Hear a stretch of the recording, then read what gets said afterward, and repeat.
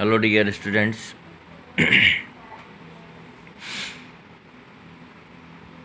कल हम osmotic pressure की बात कर रहे थे और उसमें हमने पता किया था कि वो प्रेशर जो कि सेमी परमेबल मेम्ब्रेन पर सॉल्वेंट के द्वारा अप्लाई किया जाता है, उस प्रेशर को हम ऑस्मोटिक प्रेशर के नेम से जानते हैं। अब हम आज न्यू टॉपिक के बारे में बात करेंगे, टाइप्स ऑफ ऑस्मोसिस। देखिए, ऑस्मोसिस दो तरह से होता है, on the basis of the cell. अगर यहाँ ऑस्मोटिक बॉडी जो है, अगर वो सेल है, तो उस हिसाब से हमने जो है ऑस्मोसिस को टू पार्ट में डिवाइड किया है, एंडोऑस्मोसिस और एक्सोऑस्मोसिस। एंडो का मीनिंग आप जानते हैं, एंडो मीन्स होता है अंदर की तरफ, और एक्सो का मतलब बाहर की तरफ। तो जो लिविंग सेल्स होती है उनके चारों तरफ जो है सेमी परमेबल मेम्ब्रेन होती है, और जैसे उसे किसी सॉल्यूशन में हम रखते हैं सेल को, या कोई सेल का जो टिश्यू है उसको, तो उसके अंदर जो है वाटर का मूवमेंट होता है, और वाटर का मूवमेंट कंसंट्रेशन के हिसाब से होता है। तो देखिए, यहाँ कंसंट्रेशन के हिसाब से जो है सॉल्यूशंस जो होते हैं वो 3 टाइप के होते हैं। पहले उन सॉल्यूशंस की बात कर लेते हैं अपन कि वो कौन कौन से होते हैं। देखिए, 3 टाइप के सॉल्यूशंस होते हैं, आपने 11th क्लास में पढ़ा था। आइसोटोनिक सॉल्यूशंस, ऐसे सॉल्यूशंस जिनकी कंसंट्रेशन वो सेल के इक्वल होती है, उन्हें हम आइसोटोनिक सॉल्यूशंस कहते हैं। दूसरा, हाइपोटोनिक सॉल्यूशंस, ऐसे सॉल्यूशंस जिनकी कंसंट्रेशन जो है सेल की, जो सेल का साइटोप्लाज्म है, उससे कम होती है, उसे हम हाइपोटोनिक सॉल्यूशन के नेम से जानते हैं। और थर्ड है हाइपरटोनिक सॉल्यूशन, ऐसे सॉल्यूशन जिनकी कंसंट्रेशन जो है वो सेल के साइटोप्लाज्म से ज़्यादा होती है, उन्हें हाइपरटोनिक सॉल्यूशन के नेम से जानते हैं। ठीक है, तो ये 3 टाइप के सॉल्यूशंस होते हैं। अब इन सॉल्यूशन के बेसिस पर ही ऑस्मोसिस होता है। अब देखिए, एंडोऑस्मोसिस कब होगा? जब हम जो सॉल्यूशन होता है उस सॉल्यूशन को जो है हाइपोटोनिक सॉल्यूशन, जो सेल है या जो टिश्यू है उसको हम जब हाइपोटोनिक सॉल्यूशन के अंदर रखते हैं, तो फिर उससे जो है एंडोऑस्मोसिस होता है। ठीक है, एंडोऑस्मोसिस मतलब सेल के अंदर की तरफ जो है वाटर का मूवमेंट होना शुरू हो जाता है, और सेल जो है एंडोऑस्मोसिस होने की वजह से सेल की शेप जो है, सेल की साइज़ जो है वो बड़ी हो जाती है।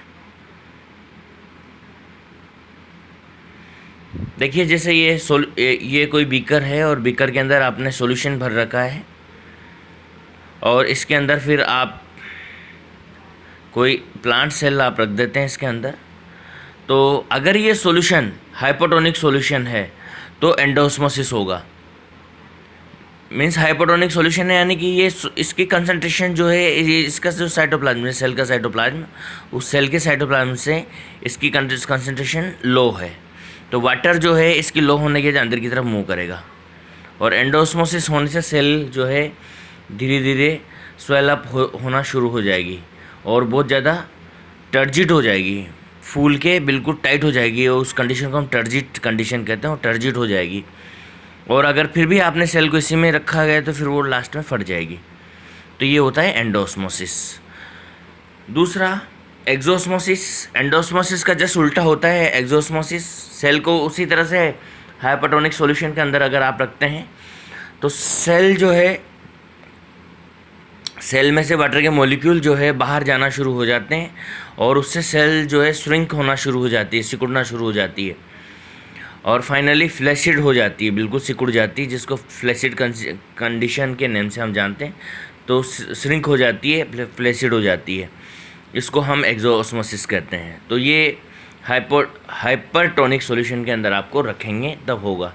तो देखिए, 3 तरह के सॉल्यूशन है। अगर सेल को हम आइसोटोनिक सॉल्यूशन के अंदर रखते हैं तो सेल के ऊपर कोई इफेक्ट नहीं पड़ेगा, ना सेल फूलेगी, ना तो टर्जिट होगी, ना ही फ्लैसिड होगी। सेल को अगर हम हाइपोटोनिक सॉल्यूशन में अगर रखते हैं तो सेल क्या होगी, टर्जिट होगी।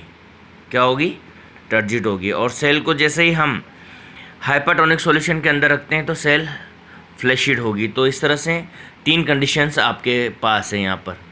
और उसी बेसिस पे जो है एंडोऑस्मोसिस, जब वाटर जो है अंदर की सेल के अंदर की तरफ मूव करता है तो एंडोऑस्मोसिस होगा, और जब बाहर की तरफ मूव करता है तो एक्सोऑस्मोसिस होगा। अब ऑस्मोसिस के क्या क्या इंपॉर्टेंस है, 4 इंपॉर्टेंस है, मैं बता देता हूँ आपको। The absorption of water through the root hair initiate by osmosis. तो पहला जो शुरुआत होता है वाटर का एब्जॉर्प्शन, वो शुरुआती किसके द्वारा होती है, इनिशिएशन के द्वारा होती है। Turgidity of the cell depend on the osmosis. जो सेल की टर्जिडिटी होती है, मतलब जो टाइटनेस होती है, स्वेल अप जो होती है सेल, वो डिपेंड करती है ऑस्मोसिस के ऊपर। This state is cell essential for the cytological process. और ये श्रिंक होना, टर्जिट होना जो है वो ज़रूरी होता है साइटोलॉजिकल प्रोसेस के लिए। मतलब सेल के अंदर थोड़ी पानी की कमी हो जाती है किसी वजह से, तो फिर साइटोलॉजिकल प्रोसेस रुक जाते हैं। तो प्रॉपर टर्जिडिटी वहाँ पर होना ज़रूरी है, यानी पर्याप्त मात्रा में फूली हुई होनी चाहिए cell. The distribution of water in the different part of plant occurs through the osmosis.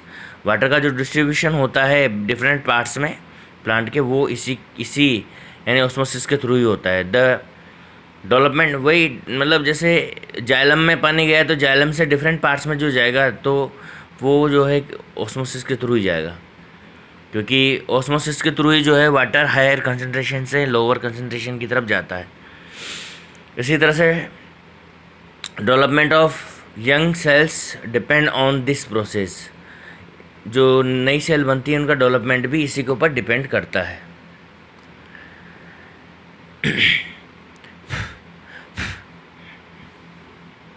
और लास्ट है, this process make the plant resistance against the freezing. और ये जो है फ्रीजिंग होने, सर्दियों में फ्रीजिंग होने से बचाने के लिए भी जो है ये प्रोसेस बहुत ज़्यादा नेसेसरी होता है।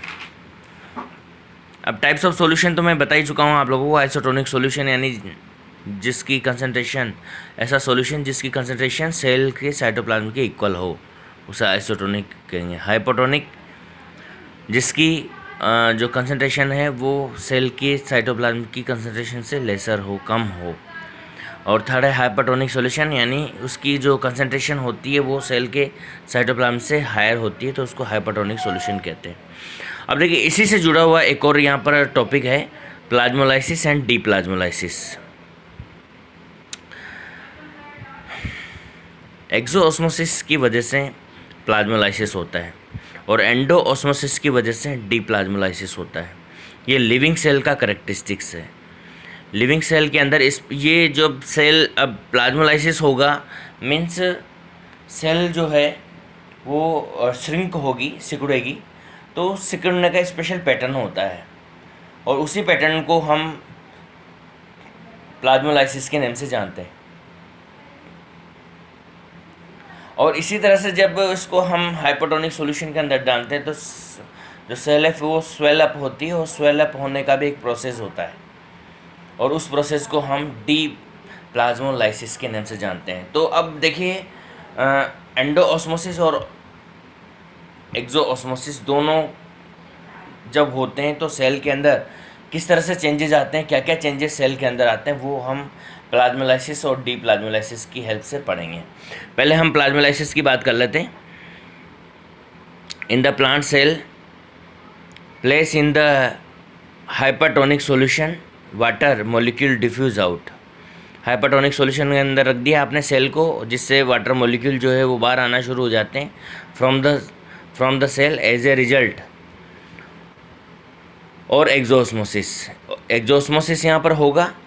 The protoplasm of the cell detach from the cell wall, मतलब सिकुड़ना शुरू होगी एक्सोऑस्मोसिस होने की वजह से, और जो प्रोटोप्लाज्म जो होगा सेल का वो सेल वॉल से अलग होना शुरू हो जाएगा, क्योंकि सेल वॉल तो श्रिंक होती नहीं है, वो तो रिजिड होती है। जो श्रिंक होगी वो कौन होगी, प्लाज्मा मेम्ब्रेन श्रिंक होगी, तो वो प्लाज्मा मेम्ब्रेन जो है वो सेल वॉल से अलग होना यहाँ पर शुरू हो जाती है एंड स्टार्ट श्रिंकिंग, और सिकुड़ना शुरू हो जाती है। This is called plasmolysis. इस प्रोसेस को हम प्लाज्मोलाइसिस कहते हैं। ठीक है। तो जैसे ही आप इसको जो है हाइपोटोनिक सॉल्यूशन के अंदर डालते हैं तो वाटर का जो है मूवमेंट वो बाहर की तरफ होना शुरू हो जाता है, वाटर के मॉलिक्यूल्स जो है वो बाहर जाना शुरू हो जाते हैं। और वाटर के मॉलिक्यूल जैसे बाहर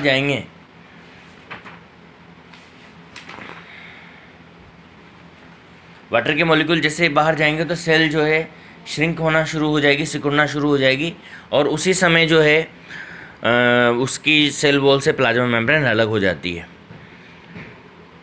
various sequence of plasmolysis are as follow. अब इसमें बहुत सारी सीक्वेंसेस, कुछ फिनोमिनाज होते हैं, वो फिनोमिनाज हैं।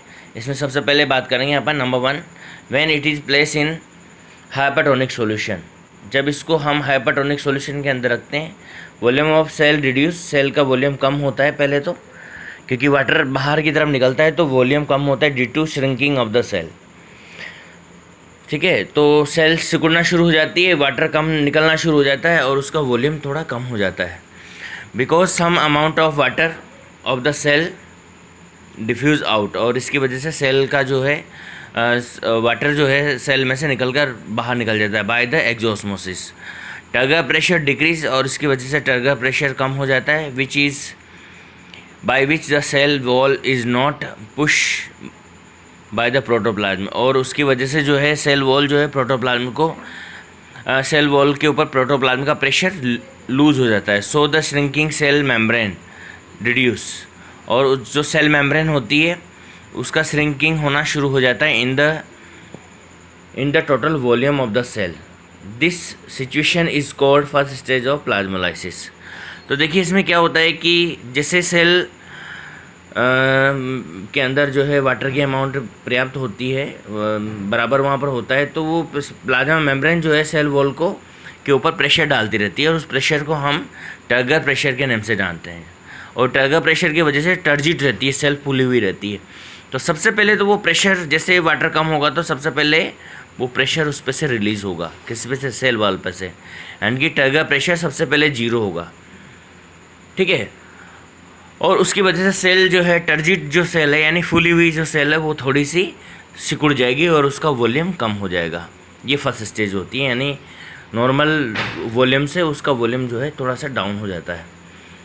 If the diffusion of water is outside is continue exosmosis then the centriole vacuole contract. अब आगे की प्रोसेस आती है।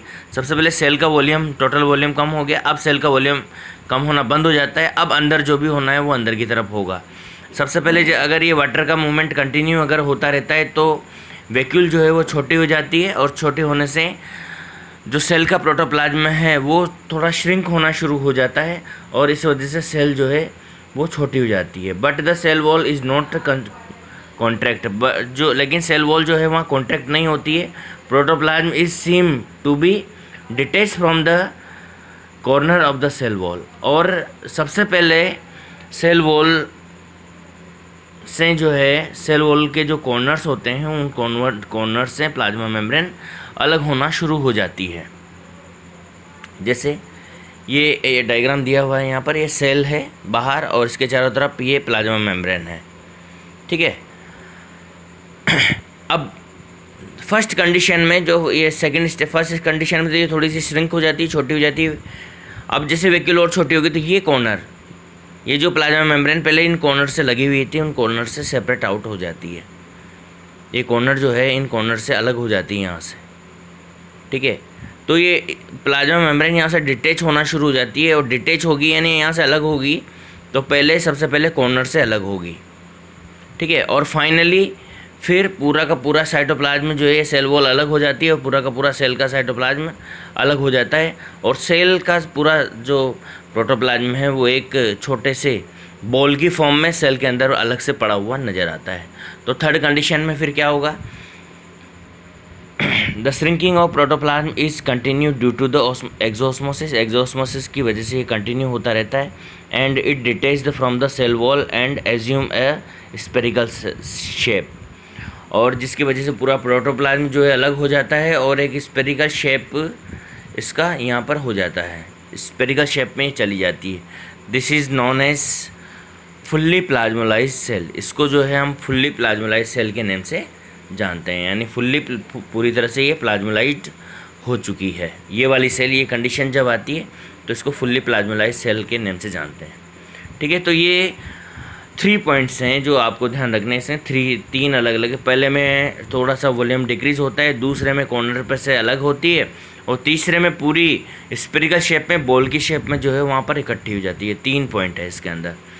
इसके बाद में नेक्स्ट है डीप्लाज्मोलाइसिस। इस तरह की जो सेल होती है जिसको प्लाज्मोलाइज्ड सेल कहते हैं, अगर इस सेल को हम वापस से हाइपोटोनिक सॉल्यूशन के अंदर रख देते हैं, किसके अंदर रखते हैं?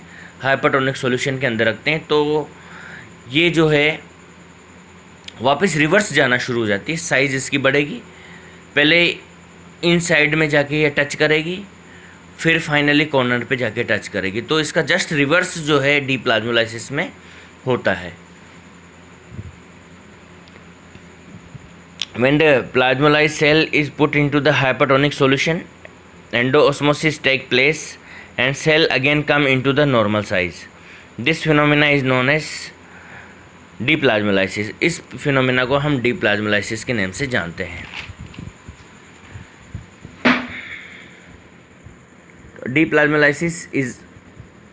Deplasmolysis of the process of the plasmolyse with the help of lower epidermis cell. ठीक है, तो इसको जो है डेमोन्स्ट्रेट किया जा सकता है प्लाज्मोलाइज जो लोअर एपिडर्मिस सेल्स होती है उनके द्वारा, of radios colour plant. Radios colour plant जो एक स्पेशल टाइप का प्लांट होता है, उसकी हेल्प से जो है हम इसको जो है डेमोन्स्ट्रेट कर सकते हैं। The cell of